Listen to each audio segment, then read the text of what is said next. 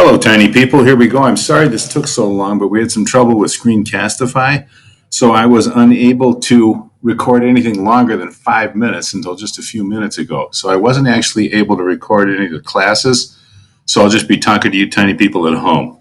All right, here we go. The war begins. Now, we're done looking for diplomatic ways to solve it. Right now, what we have is we have two groups of people, the pro-slavery, the anti-slavery, and they're done talking. It's now going to be a shooting war. They're now thinking about killing each other.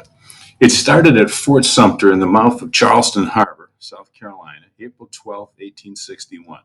Those are the actual first shots of the Civil War, and I want you guys to know that date. So April 12th would be almost 4 years to the date before the end of the Civil War. But what happened was South Carolina obviously was part of the United States. Back then, any coastal city needed to be protected by a fort. Fort Sumter's pretty close to the mouth of Charleston Harbor. The commander of Fort Sumter was a man named Major Robert Anderson, and he was loyal to the North, loyal to the Union. He'd been in the American Army a long time, and he had a feeling that some of those southern states were going to secede. So he took all of the soldiers under his command who might be loyal to the South, and he sent them off on a work detail into another part of the harbor. So he only had inside the fort good, loyal American kinds of people. Sure enough, when Abraham Lincoln was elected, not sworn in, but when he was elected president, then the Confederates said, look, guy out there in the fort, we need you to give us the fort because you're in the American Army and this is no longer American soil. We have become the independent country of South Carolina. Because remember, you need to know all 11 of the Confederate states for the next test, which I believe is Tuesday the 13th. And since it's no longer part of the United States, we need you to give us our fort. Well, Major Anderson said, I'm not going to do that until I receive orders from higher up in my chain of command. A higher general than me, a president, somebody who's higher up in the chain of command has to tell me to give you the fort. Otherwise, I've been ordered to keep my fort. I'm in command here. So on April 12th, 1861, Confederate General P.G.T. Beauregard opened fire, actually starting the Civil War. Now, understand what this means. When the ship, the Star of the West, came in to reinforce Charleston Harbor, the Confederates fired in front of it just to scare it off, to show that they meant business. But with Fort Sumter, they were actually shooting at American soldiers. They were shooting at the American flag. The intent was to kill and capture Fort Sumter. So the war is actually underway. Then we had that first Army versus Army battle at Bull Run, Manassas, in Northern Virginia, not far from Washington, July 21st, 1861, just a couple of months later. And if you recall, everyone thought this was going to be a one battle war. This is ridiculous. The Southerners thought we'll just go out and bloody the noses of the Northerners and they'll let us go be a separate country. The Northerners thought we'll go spank those bad Southerners and then they'll come back all apologetic. What happened actually was Lincoln had called for 75,000 volunteers, and he put most of them in Maryland, in and around Washington, D.C. So he had a massive army there. And the Southerners had gathered their forces in Northern Virginia. There was a force under P.G.T. Beauregard, the same guy from Fort Sumter. And there was another army coming under General Joe Johnston, who was a higher ranking Confederate general. Now, the Grand Army marched out from Washington, D.C., and drums were beating and horns were blowing, and they made it quite a spectacle. And when they marched out, they marched over a few hills and down over this little bridge you see in the picture and over another hill to where the Confederates had aligned themselves for battle. But some of the people in Washington, D.C., they said, oh my gosh, this is something I want to tell my kids about, that I've seen the American Civil War. And since it's only going to be this one battle, I have to go today. So they got their girlfriends, they got their wives, they fixed wagons and badminton sets and picnic lunches and saddle horses and rode on out over this little bridge across the hills, up over another one, and saw the armies laid out for battle. but it became just an unorganized disaster. See, what we had here were two very large groups, tens of thousands of armed men, but they were not armies. Armies are disciplined. And when you think about it like this, suppose the middle school and high school went to war, and Mrs. Doble broke out her secret armory and gave every one of the middle school kids a rifle. And then she put you all up on top of the gym facing towards the high school. And the high schoolers came pouring out, and oh my gosh, there was 100 of them, 200 of each of you. And the high schoolers come out, and 99 of them were wearing blue Brookfield Academy hoodies, and one of them had on a bright yellow shirt. And Mrs. Doble said, "Ready, aim, fire." Guess what would happen? You're right. The person in the yellow shirt, they would be blown to pieces because lots of people would aim for that thing and grab their attention. That's the way groups of guys with guns operate. An army operates very differently. If you look at this picture, let me explain using that. If I were going to set up an army facing what we're looking at here, I might say, okay, guy on the left, you go from the corner of the picture, that rock, over to the other side of that first tree on the left. Next guy over, you shoot from the left side of that tree over to the right side of the cabin. Next guy over, you shoot from the left side of the cabin to the river. Next guy over, you shoot from that same side of the river over to the other side of the river. And notice that they kind of overlap because we wouldn't want anybody sneaking through. But if I had the guy that's just supposed to look at the river and somebody came running down way over near that rock on the left wearing that yellow shirt, a member of an army, somebody who was disciplined and trained, wouldn't even look over there. They wouldn't care. That's somebody else's responsibility. So training, learning the bugle calls, learning the drum rolls, learning who's in command, what the commands are. I mean, face it, in the American Army, somebody would say, right, face. In the British Army, they'd say, right, turn. You got to make sure you have the same commands. Have to make sure that they have identifiable uniforms. At first Bull Run here, the Northern Army at one point actually attacked itself because there were so many different kinds of uniforms. There were black uniforms, green uniforms, white, blue, red. There were all kinds of uniforms. The people didn't know who they were. And then the flags, as there was no wind, the flags hung down and they were both red, white, and blue. So it was hard to tell them apart. It was so disorganized. And the Confederates held their own.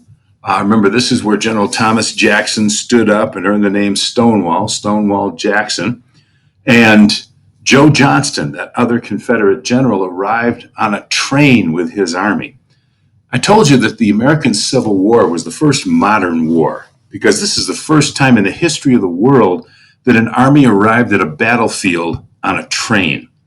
So we're issuing a new age here as we talk about the Civil War. Well, it turned the tide of battle. The Northerners were routed. When I say routed, the verb is rout, R-O-U-T, to rout someone. It's also the noun form. And a rout is just a disorganized running away from a battlefield. So the Northerners came crashing back into the picnickers. That's kind of what's showing here. And a Confederate shell hit a big wagon right in the middle of this little skinny bridge, and that held things up.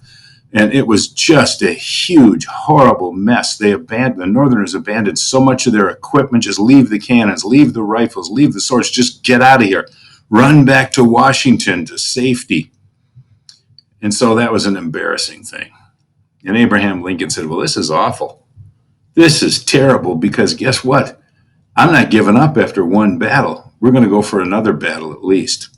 But I can't do the same thing. I need to figure out a strategy.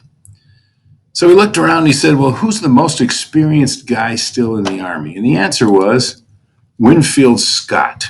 Yeah, Winfield Scott was still around. Now remember, Winfield Scott had moved the Cherokee back in the 1830s. Winfield Scott had been the big hero of the Mexican-American War in the 1840s. This is the 1860s. He was a big, important guy 30 years ago, and he's still in the military. And Winfield Scott, he he was incapable of leading an army in the field anymore because he was really old and he was really fat. And that is relevant because you see, a leader of an army back then had to travel with the army, and that meant riding on horseback. And Winfield Scott could no longer do that, which meant he couldn't lead an army in the field. They'd have to find someone else to do that for the North. But what he could do was still come up with a plan. And the plan he came up with for Lincoln was this. He called it the Anaconda Plan. Yes, that's what they called it back then. Wrapped around that poor little struggling deer there is an anaconda. It's a large snake. It's a constrictor. Now, the way a constrictor works is this. The snake wraps itself around its victim, and then it squeezes. It doesn't crush, it just squeezes as tight as it can. And then the animal, its brain will say, breathe, breathe. And so it tries to inhale, but it can't because the snake is wrapped too tightly around it. It says, breathe, and it can't. So it says, do something. And what it does is the brain says, well, then if you can't inhale, exhale. So the victim will let a little air out and then try to suck back in, but the snake immediately tightens again. And the same cycle goes around till the snake tightens again. And eventually the animal suffocates. That was Winfield Scott's idea. He said to Abraham Lincoln, look, I've commanded Southerners. I've been commanded by Southerners. I've worked with Southerners. I've led Southerners. I have lived in the South. And I can tell you, Mr. Lincoln, that once Southerners get a hold of a cause, they don't let go. So get it out of your head that this is going to be a week or a month or even a year. It's going to take years to defeat the Confederacy. What he came up with was a 4-step plan.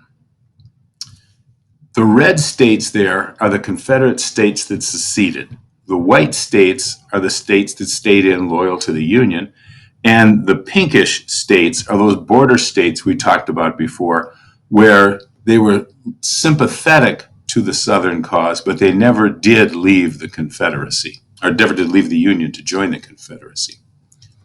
Well, Winfield Scott said, okay, step number 1 is cut off all trade from north to south. That's that black line. And when I say cut off all trade north to south, civil wars are so interesting because it's factions within a country that are fighting. And the amazing thing here is that since they had been a country, they were used to doing business with each other. When the South seceded and it looked as if it would become a shooting war, they were trying to raise armies down in the South. And of course, one of these plantation owners who, Colonel Jessup, let's say, who planned on leading his own company from whatever city or county in Georgia that he was coming from, well, he'd have to buy uniforms for his men. And where does somebody buy uniforms? New York, in the clothing district, of course. So they were actually ordering uniforms and cannons and rifles and bayonets from the factories in the North. And the factories in the North were thinking, well, payday, I've always done business with this guy. Why can't I sell him uniforms? We've been a customer for 20 years. So Winfield Scott said, no more selling anything, no more giving anything into the South. As a matter of fact, if Mrs. Odets lives in the South and Mrs. O'Reilly, her next door neighbor, lives in the North, they can't even trade butter for eggs. Nothing can go to the South. Second step was the purple line here, to put a naval blockade around the entire Confederate coast. Now, there has never been a navy in the history of the world that's been big enough to put ships all along the southern coast of the United States. When we talk about a blockade, what we're really talking about is ships near the major ports, because there will always be blockade runners, little ships that can run in with 100 rifles or some kegs of whiskey or a small cannon, something like that. They'll never stop those. But if you have big ships that have some thousands of rifles or a number of wagons or a number of cannons, well, those need to be unloaded at the big ports. They have to have a harbor they can get into, and they need the block and tackle back then. Nowadays, they'd use cranes. to unload the ships. And so what they do would be they'd put these ships around the major ports like Norfolk and Charleston, uh, Raleigh and Savannah, New Orleans. They'd block these places off. The purpose was no trade going to the South from the rest of the world. So step number one was cut off all trade from the North to the South. Step number two, the naval blockade, cuts off all trade with the rest of the world. Now you might say, well, what about Mexico? Can't they still bring materials up through Mexico and in from the Western Confederacy? And of course, the answer is yes, they could, which is why step number three of the Anaconda plan was to capture and control the Mississippi River. That would effectively cut the Confederacy in half. And I think you can probably see what's happened now. The Anaconda has been laid, and step number four is squeeze the Eastern Confederacy into submission.